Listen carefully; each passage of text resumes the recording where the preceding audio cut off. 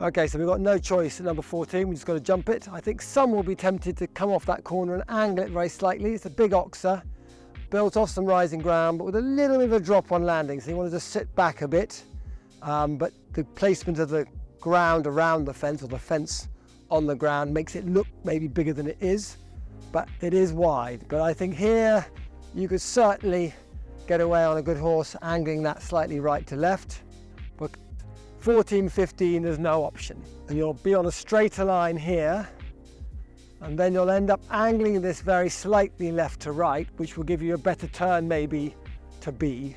Take a bit of control here. You don't want to be jumping 15A, accelerating. I want to get here on a slightly quiet stride and then be ready for my turn round to the next blue rail at an angle.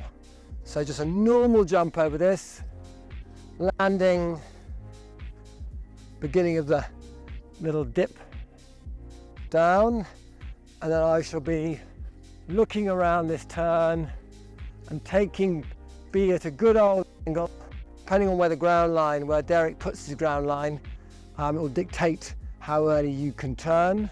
So I'm coming around through the turn, angling, I suppose, at 45 degrees. That a Burghley horse shouldn't manage. Not quite on my line for T and the hedge, but just landing and getting onto it on 3 strides.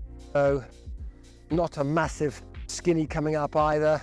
Will naturally look a bit different when one of you guys see it for real life, but it's quite a nice skinny.